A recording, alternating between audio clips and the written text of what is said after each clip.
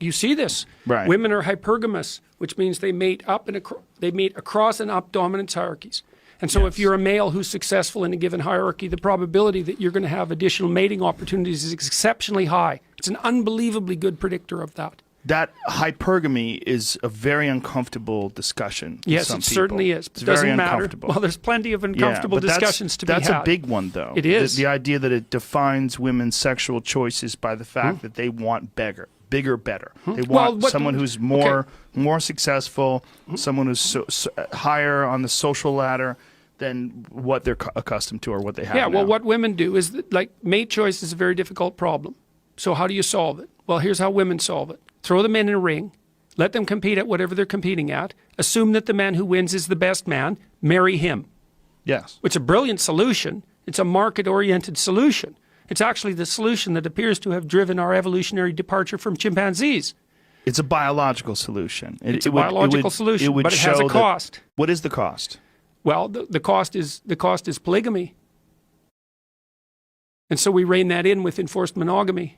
And we do that in order to provide stable circumstances for children. Is a polyamorous society just as unattainable as this utopian Marxist idea? Yes, I think so, because it looks like, and this is another point I was making that didn't get covered in the article, although I wrote about it somewhat extensively on my blog, is that societies tilt towards monogamy across the world. It's human universal. Now, that doesn't mean that people don't have polygamous or polyamorous tendencies, because they certainly do. And it's certainly also the case that one of the ways that women gerrymander this system is that, like, the number of children who are in a, say you're married and you have children with your husband, but you also have an affair.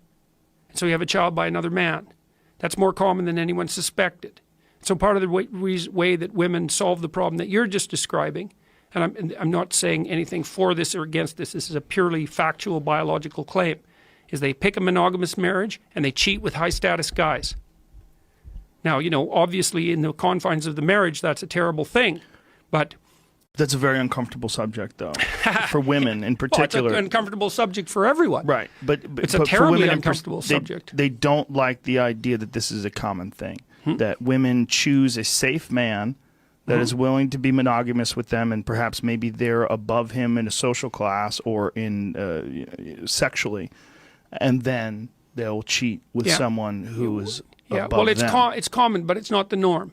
Right, it's still the norm not to do that. The norm is fidelity. Right. But there's plenty of exceptions. And this is enforced monogamy, culturally, the norm. This is the very definition Well, enforced monogamy is this. It's like, okay, so my son's getting married in September. And so let's say he comes to me in a year and he says, hey, Dad, guess what? I've had 3 affairs in the last year and they've all been successful. I haven't got caught. Aren't I a good guy? What am I going to say to that? No. What the hell are you doing? That's not what you're supposed to be doing. That's enforced monogamy. Enforced monogamy meaning the people around you try to guide them in a way that you think is going to lead to a harmonious family life. It's built deep into the cultural norms, and if that starts to destabilize, then there's trouble. And that doesn't mean that it's not prone to all the problems that you laid out. Look, there isn't a bigger problem than successful reproduction. It is the big problem. And all of the solutions that we've generated for it are full of flaws. Like, here's an example. The gender pay gap. Okay, there's no gender pay gap. There's a mother gap. There's other reasons too, but women really take a hit when they become mothers. Okay, that's unfair. Fair enough, man.